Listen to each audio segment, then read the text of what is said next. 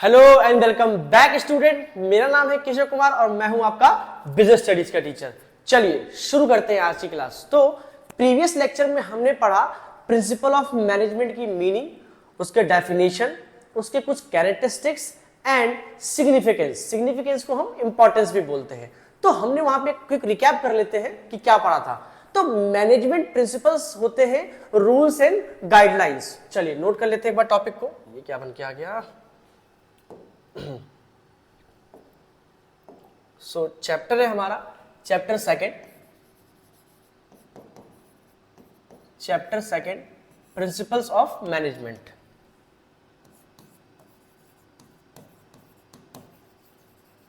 Principles of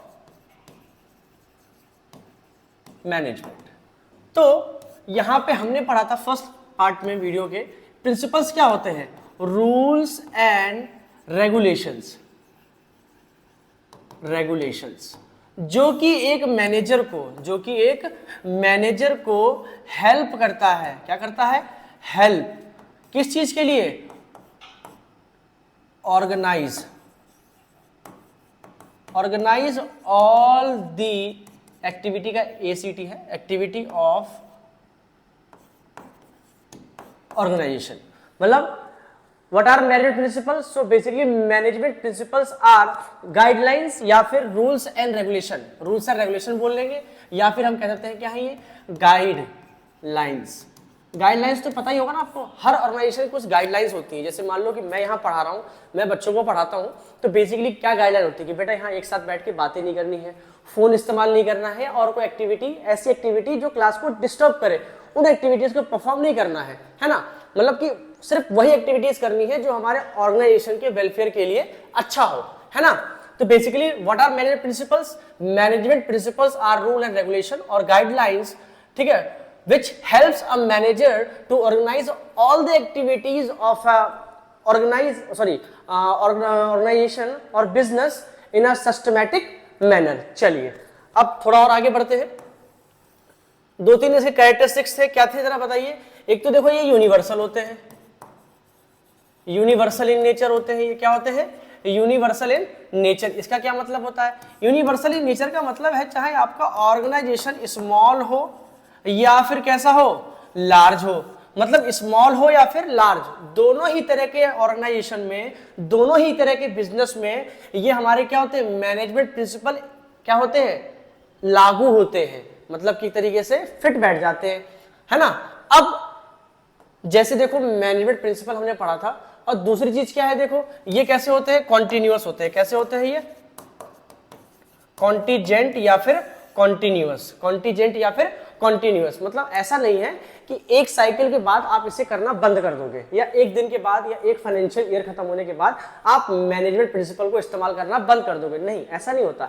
ये कुछ uniform set of rules है, यूनिफॉर्म सेट ऑफ रूल्स या टर्मिनोलॉजीज एंड मेथडोलॉजीज जो कि हर एक ऑर्गेनाइजेशन में, चाहे वो स्मॉल हो या लार्ज हो, वहां पे वर्क करता है, वहां पे प्रैक्टिस हर मैनेजर करता है उसको। चलिए आगे बढ़ते हैं। इस पार्ट में वीडियो के हम पढ़ेंगे वो कौन कौन से प्रिंसिपल्स हैं और वो प्रिंसिपल किसने दिए थे। चलिए होप आपको समझ में आएगा ये सब। फर्स्ट प्रिंसिपल पढ़ने से पहले हम थोड़ा सा इसका एक हिस्ट्री पढ़ लेते हैं। ये प्रिंसिपल किसने दिए? एक व्यक्ति थे जिनका नाम था हेनरी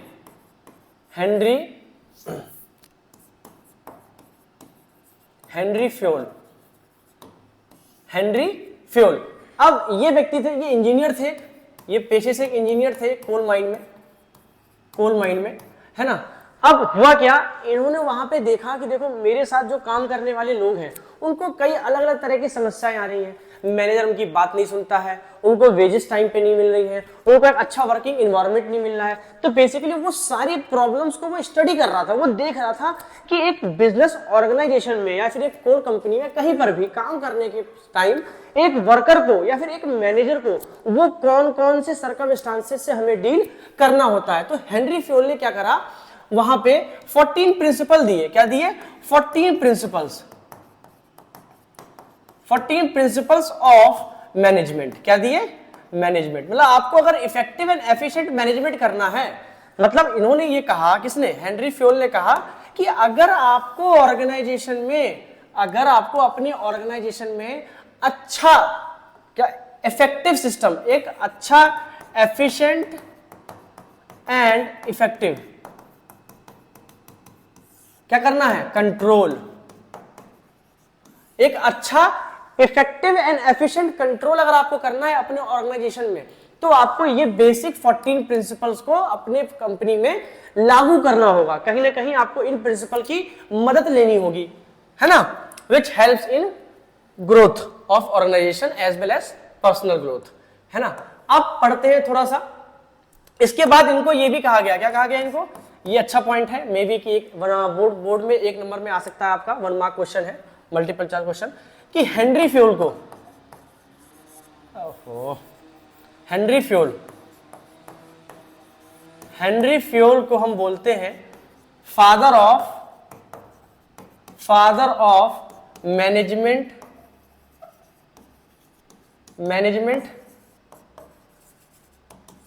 स्टडीज। क्या बोलते हैं हम, आपसे पूछ सकता है who is called father of management studies, तो आप बता सकते हो Henry fuel is the father of management studies. क्यों, क्योंकि इन्होंने क्या दिए, 14 प्रिंसिपल्स ऑफ मैनेजमेंट दिए इन्होंने। चलिए अब आ जाते हैं अपने टॉपिक पे, हम हमारा पहला प्रिंसिपल कौन सा है, तो फर्स्ट प्रिंसिपल है division of work. First principle क्या है, division of work, division of work. इसका मतलब क्या है, देखो डिवीजन का मतलब क्या होता है, डिवाइड करना। जैसे मेरे पास कोई एक काम है, इनको क्या करना, फर्दर 2-3 सेगमेंट्स में डिवाइड करना, मतलब होल वर्क को स्मॉल यूनिट में, मतलब आप कह सकते हो ये क्या है हमारा, होल वर्क है हमारा, इसको स्मॉल सेगमेंट में या फिर स्मॉल पार्ट्स में क्या करना, डिवाइड कर देना। मतलब instead of giving the whole work to a single person, जैसे मैं मान लेता हूं ये एक राम है ना, ये ऑर्गेनाइजेशन में काम कर रहा है, आपने क्या करा, सारा का सारा काम इसको दे दिया, प्रोडक्शन का काम भी दे दिया इसको, आपने प्रोडक्शन का भी दे दिया, परचेज का भी दे दिया, सेल्स का भी दे दिया, मार्केटिंग का भी दे दिया, आपने सारे काम एक ही सिंगल बंदे को दे दिया। ये क्या हो जाएगा, ये फिजिकली एंड मेंटली दोनों तरीके से डिस्टर्ब हो जाएगा, और कोई भी एक भी काम अच्छे से अपना 100% ये नहीं दे सकता है। एक तरीके से अगर आप instead of applying whole work in a single person, आप क्या करो, उस पूरे वर्क को स्मॉल यूनिट्स या पार्ट्स में डिवाइड करके आप 2-3 लोगों को दो, और किन लोगों को दो, वो लोग जो उस काम के लिए क्या है, स्किल्ड हैं, क्वालिफाइड हैं, या फिर वो लोग जिनके पास उस काम को करने का एक्सपीरियंस है ना। थोड़ा और अच्छे से समझाता हूं मैं आपको इसको।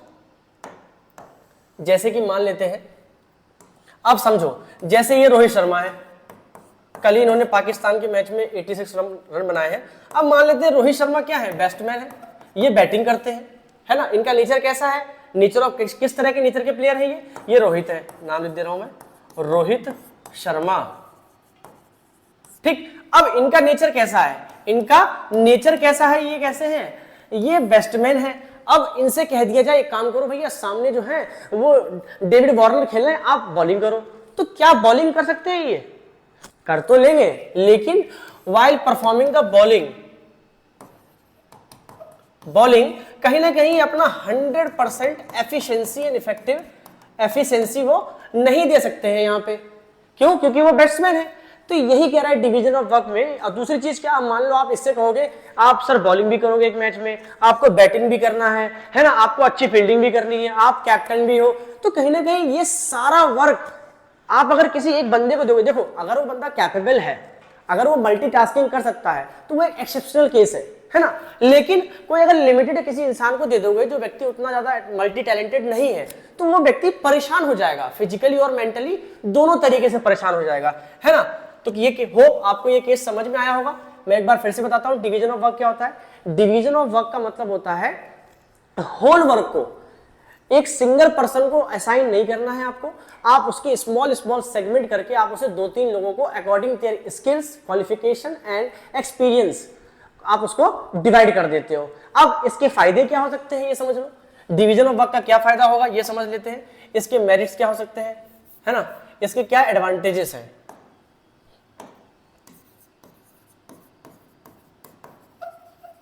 एडवांटेजेस क्या है, number one advantage improve efficiency, improves efficiency। अब इसका क्या मतलब है भाई, जाहिर सी बात है, मैं अगर डेली बिजनेस स्टडी पढ़ाऊंगा तो एक टाइम ऐसा आएगा कि मैं बिजनेस स्टडी की पूरी बुक को घोर के पी जाऊंगा। मैं बहुत ज्यादा चीजें जल्दी जल्दी आंसर्स दूंगा, जल्दी जल्दी अपने कॉन्सेप्ट आपको बता पाऊंगा। क्यों? क्योंकि मैंने कंटिन्यूअस नेचर में एक ही काम बार बार रिपीट किया है। ये किस नेचर का काम है? एक ही नेचर के काम को बार बार रिपीट करने से आपको क्या मिल जाता है? उसमें एक्सपर्टीज मिल जाता है आपको, और फिर आपकी एफिशिएंसी भी इंप्रूव हो जाती है। दूसरा पॉइंट क्या है? आपको स्पेशलाइजेशन मिल जाएगा। Specialisation in work. अब अगर मैं एक ही काम हर रोज करूंगा तो मैं क्या बन जाऊंगा? इसमें एक्सपीरियंस, मेरे पास बहुत सारा एक्सपीरियंस होगा, मैं एक्सपर्ट हो जाऊंगा। कैसा हो जाऊंगा? मैं एक्सपर्ट हो जाऊंगा। तो ये कहना चाहता है डिवीजन ऑफ वर्क। इसके कुछ ही एडवांटेजेस थे। चलिए आगे बढ़ते हैं वीडियो में, और दूसरा हम पढ़ते हैं। दूसरा प्रिंसिपल कौन सा था? दूसरा प्रिंसिपल था authority and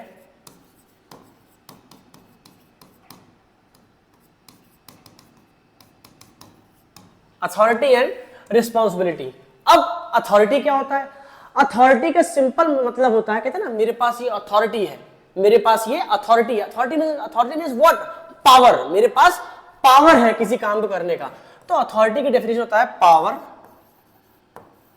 power to take the decision. Authority का मतलब क्या होता है? Power to take the decision. अब रिस्पॉन्सिबिलिटी क्या होता है? रिस्पॉन्सिबिलिटी का मतलब होता है ऑब्लिगेशन, कि आप बंधे हुए हो, आपके ऊपर एक दायित्व है। जैसे कि मेरे पास देखो अथॉरिटी है, मेरे पास अथॉरिटी है कि मेरे क्लास में अगर कोई बच्चा इनडिसिप्लिन क्रिएट करेगा तो मैं उसको डांट सकता हूं या फिर क्लास के बाहर निकाल सकता हूं। अब साथ में आपके पेरेंट्स ने मुझे ये रिस्पॉन्सिबिलिटी दी है कि आप मेरे बच्चे को अच्छे से पढ़ाओ, सो दैट ही और she will perform good in their board exams, है ना। तो वो क्या है? मेरा दायित्व है। क्या है? मेरा दायित्व है। लाइबिलिटीज है, कॉमर्स में है ना, तो वो लाइबिलिटी है। आप कह सकते हो रिस्पॉन्सिबिलिटी क्या है हमारे लिए? वो लायबिलिटी नेचर का है ना। अथॉरिटी क्या है मेरे लिए? वो एसेट्स हैं। समझ गए? ये एसेट है, इनका इस्तेमाल मैं कर सकता हूं अपने प्रॉपर अपने बेनिफिट के लिए।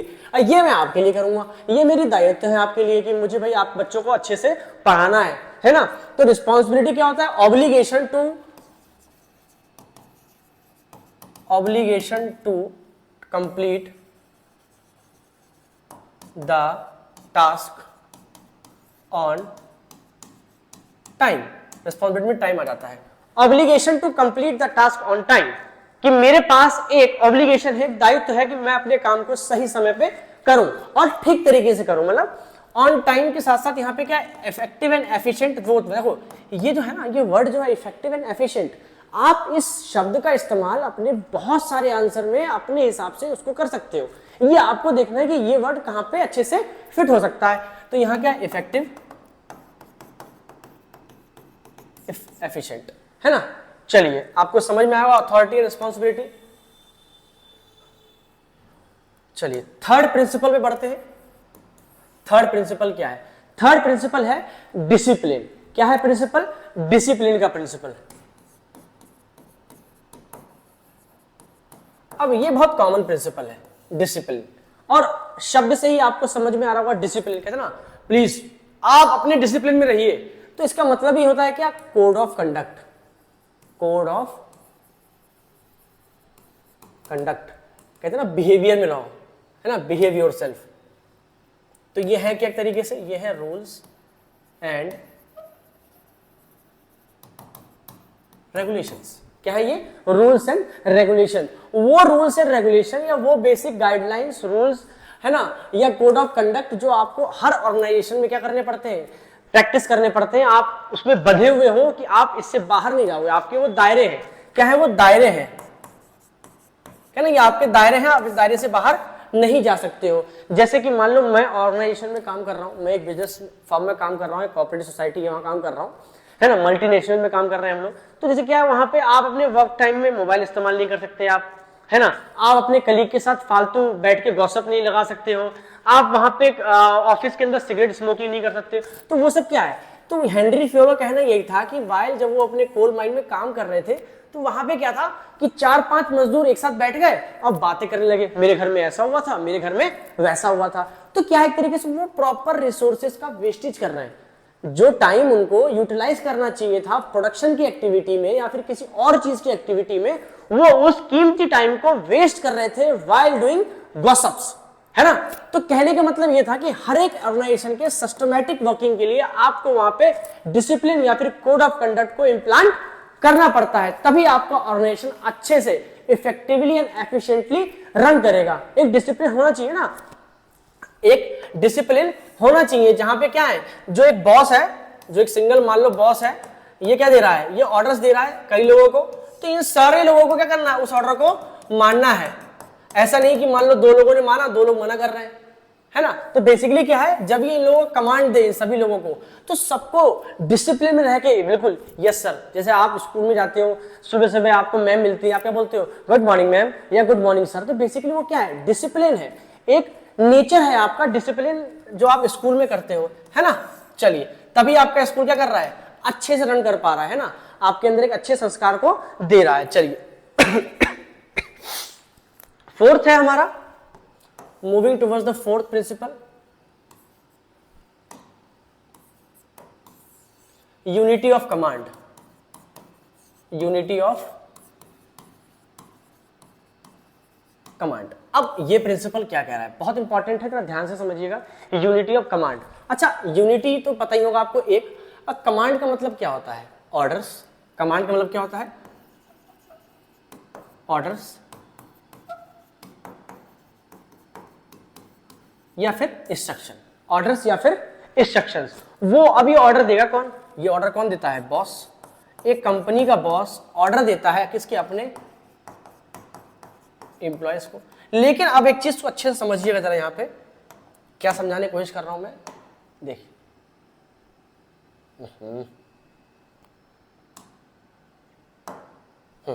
क्या कहना चाह रहा हूं ये समझिए। जैसे मानिए एक कोई एम्प्लॉय है, कोई एक एम्प्लॉय है, जैसे देखो ये एम्प्लॉय है राम, है ना, इसके ऊपर 3-4 बॉस है, एक प्रोडक्शन का मैनेजर है, एक सेल्स का मैनेजर है, एक कोई दूसरा मैनेजर है।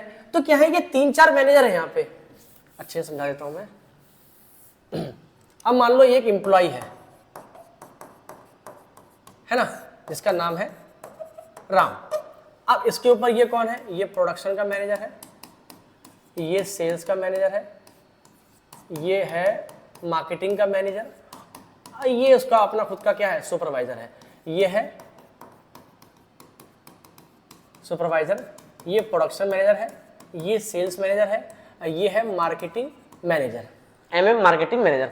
अब इसने कहा जाओ मुझे मार्केटिंग की फाइल ला के दिखाओ, इसने क्या कह दिया इससे कि जाओ मेरे लिए सेल्स की फाइल ला के दिखाओ, है ना। ये कह रहा है कि मुझे प्रोडक्शन की फाइल ला के दिखाओ, प्रोडक्शन का रिपोर्ट दिखाओ कि आज कितना प्रोडक्शन हुआ है। अब ये सुपरवाइजर कह रहा है हाँ भाई मेरे लिए 1 गिलास पानी लेके आ जाओ। अब ये बंदा क्या हो गया, ये बंदे के दिमाग में एक बात आ गई, ये हो गया क्या, कंफ्यूज। ये क्या हो गया, कंफ्यूज, इसको कुछ समझ में ही नहीं आ रहा है मुझे क्या करना है। अब इसके अंदर सबसे बड़ा कंफ्यूजन ये है कि ये बेचारा इन चारों में से किसके कमांड को पहले करे, मतलब ये किसको पहले क्या देगा, प्रायोरिटी। ये प्रायोरिटी किसके काम को दे, प्रायोरिटी ऑफ वर्क। मतलब ये इन चारों बॉस में राम जो है फंस गया, वो परेशान हो गया कि भाई अब मैं मानू तो मानू, किसकी बात मानू। जैसे मान लो एक टाइम पे आपके पास फोन आ जाए, दोस्त का भी फोन, भाई जल्दी आ, अर्जेंट है, पापा का फोन, बेटा घर जल्दी से घर आ जाओ काम है। अब चाचा जी का ही फोन आ गया पड़ोस से, बेटा ऐसा है ना आपसे बहुत जरूरी काम है, आप पहले घर पे आइए।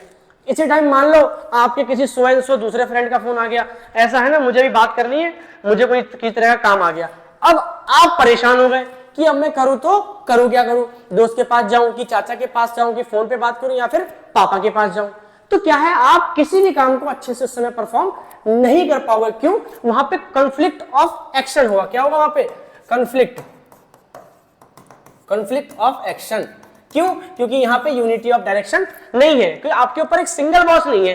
कहने का मतलब है एक व्यक्ति के ऊपर एक ही बॉस हो, कमांड। मतलब एक व्यक्ति के ऊपर अगर कोई व्यक्ति कमांड दे रहा है,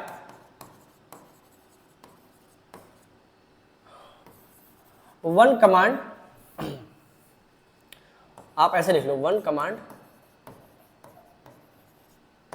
eight one time by one boss, one command at one time at one boss, मतलब एक सिंगल बॉस एक सिंगल एम्प्लॉय को यही कमांड दे at a particular point of time, तो वो बेचारा परेशान नहीं होगा। यही कहने का मतलब था यहाँ पे। होप आपको ये वाला प्रिंसिपल कुछ अच्छे समझ में आएगा, यूनिटी ऑफ कमांड, है ना। एक बार फिर से बता देता हूं कि यूनिटी ऑफ कमांड रेफर्स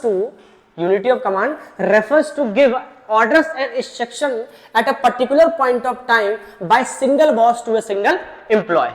ठीक, चलिए आगे फिफ्थ प्रिंसिपल की ओर बढ़ते हैं, यूनिटी ऑफ डायरेक्शन।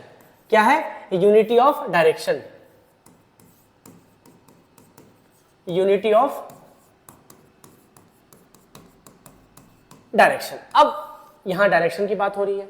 देखो वहां पे कमांड की बात थी कि आप ऑर्डर्स दे रहे हो अपने सबऑर्डिनेट्स को, है ना, बीइंग अ बॉस आप क्या दे रहे हो? ऑर्डर्स दे रहे हो। तो कहने का मतलब क्या था कमांड में कि आप ऐसा नहीं कि चार बॉस मिलके इकट्ठे एक बेचारे को कमांड दे रहे हैं, वो बेचारा परेशान हो जाएगा चीजों से। अब यहाँ पे डायरेक्शन का मतलब है कि व्हाइल द ऑर्गेनाइजेशन, जब आपका चल रहा है ठीक से, सब कुछ ठीक है, तो जैसे मान लो एक व्यक्ति है, कोई भी व्यक्ति है, सो एंड सो, जब ये व्यक्ति काम करने के लिए आया ऑर्गेनाइजेशन में, तो पहली चीज तो इसको क्या मिले? प्रॉपर ट्रेनिंग मिले किसी भी काम से रिलेटेड। दूसरी चीज क्या है? इसको एक एप्रोप्रिएट डायरेक्शन मिले। डायरेक्शन का मतलब यहां कहने से है कि उसको ठीक से उसके वर्किंग नेचर को समझाया जाए, उसके वर्किंग नेचर को समझाया जाए कि वो यहां पे किस तरह के वर्क को परफॉर्म करने के लिए आया है, उसको किस तरह का वर्क देना है अकॉर्डिंग टू हिज क्वालिफिकेशन,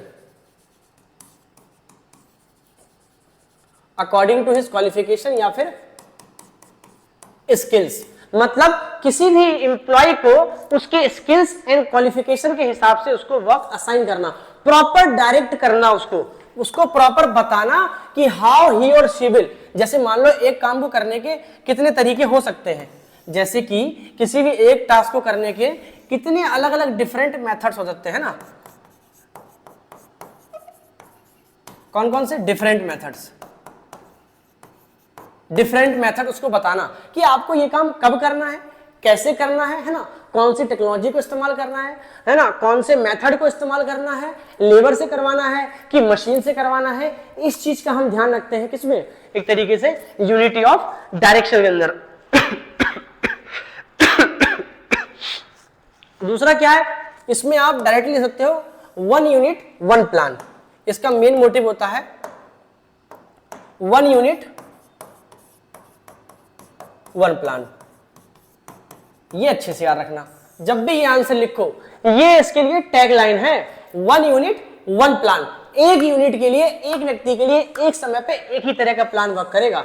अब आप एक व्यक्ति से कह दो कि भैया नहीं, पहले जो आप अलग तरीके से पोछा लगा रहे हो, फिर आप कह रहे नहीं अब आप मशीन से पोछा लगाओ, नहीं अब आप एक काम करो, अब आप वो कपड़े वाला पोछा ले आओ, उससे काम करवा लो, तो क्या है वो व्यक्ति परेशान हो जाएगा, वो वर्क नहीं कर सकता वहां ठीक से। तो इसका मतलब ये वन यूनिट वन प्लान, मतलब कि कोई भी मेंबर जो आपके यहाँ वर्क परफॉर्म कर रहा है या एम्प्लॉय आपके यहाँ वर्क परफॉर्म कर रहा है, उसको एक ही नेचर का काम देना और उस पे जिससे कि क्या करे वो एक ही तरह के मेथड को अप्लाई करके ठीक से उस काम को इफेक्टिवली एंड एफिशिएंटली कर सके according to their skill and qualification. Hope आपको ये वीडियो और जो 5 प्रिंसिपल्स मैंने अभी आपको समझाया है, फर्स्ट प्रिंसिपल था डिवीजन ऑफ वर्क, एक बार याद कर लेते हैं, हेनरी फोर्ड ने दिया था डिवीजन ऑफ वर्क। सेकंड था आपका अथॉरिटी एंड रिस्पांसिबिलिटी, थर्ड था आपका डिसिप्लिन, फोर्थ था आपका unity of command and the fifth one is unity of direction. और अगर किसी भी तरह की कोई प्रॉब्लम हो आप मुझे कमेंट बॉक्स में कमेंट करें, मैं आपको अगले वीडियो या उसके अगले वीडियो में आपको उसका आंसर दूंगा। इसके जितने भी पीडीएफ्स हैं, जो नोट्स होंगे, ये जब हम वन शॉट्स डालेंगे अभी आपके बोर्ड एग्जाम से 2 महीने पहले, तब आपको सारे पीडीएफ्स मिल जाएंगे। तो डोंट वरी, अभी बस खाली आप अपने कॉन्सेप्ट बिल्डिंग के ऊपर वर्क करें। Thank you and have a nice day.